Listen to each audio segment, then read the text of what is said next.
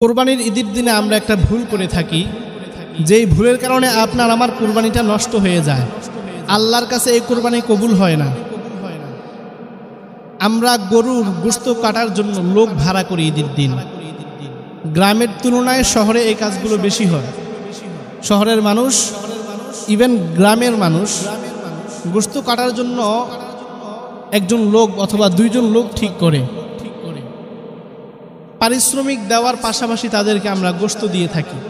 যদি কেউ পারিশ্রমিককে টাকা দেওয়ার সাথে 1000 টাকাও দিচ্ছে, সাথে 1 কেজি গোশতও দিচ্ছে, তাহলে এই কোরবানি বাতিল হয়ে যাবে। এই যে গোশতটা দিলেন, এটা পারিশ্রমিকের কাতারে পড়ে যাবে। এজন্য যে কাজ করবে তাকে টাকা বাড়ায় দিতে পারেন, কিন্তু গোশত দেওয়ার কোনো সুযোগ নেই। যদি কেউ বলে হুজুর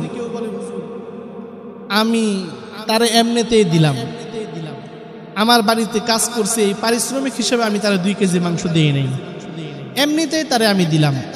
কেন? এমনিতে তো আপনি অন্য কাউরে দেন নাই, আপনার বাড়িতে কাজ করছে বিদায় তো আপনি তারে এমনিতেই দিচ্ছেন।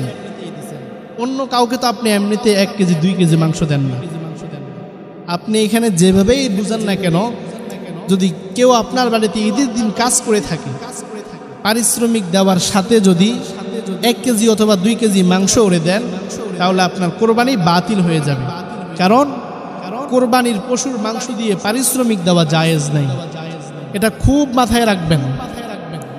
অনেক সময় এমন হয়, ভালো করে শোনেন, অনেক সময় এমন হয় কোরবানির পশু জবেহ করার পরে, মাংস কাটার পরে কোরবানির পশুর যে ভুঁড়িটা থাকে, এই ভুঁড়িটা আমরা অনেক সময় গরিব মানুষকে দেই। দেওয়ার সময় বলি তুমি এটা পরিষ্কার করে অর্ধেকটা তুমি নিবা, অর্ধেকটা আমাদেরকে দিবা। যদি কেউ এমনটাও করে, অর্ধেকটা তুমি নিবা, অর্ধেকটা আমাদেরকে দিবা, এই শর্তের উপরে যদি কেউ দেয়, তাহলেও তার কোরবানি বাতিল হয়ে যাবে।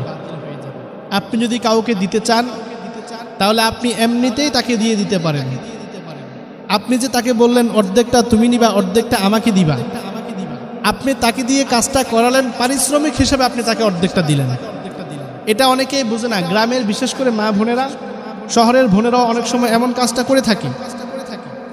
ভুঁড়িটা দিয়ে বলে অর্ধেক তোমরা নিবা, অর্ধেক আমাদেরকে দিবা। খবরদার এমনটা করবেন না। আপনি অর্ধেকটা নিলেন, এটা আপনি তাকে পারিশ্রমিক হিসেবে বাকি অর্ধেকটা দিলেন। যদি দিতে চান কাউকে, তাহলে পুরোটা ভুঁড়ি দিয়ে দিবেন, তার থেকে নেওয়ার কোনো সুযোগ নেই।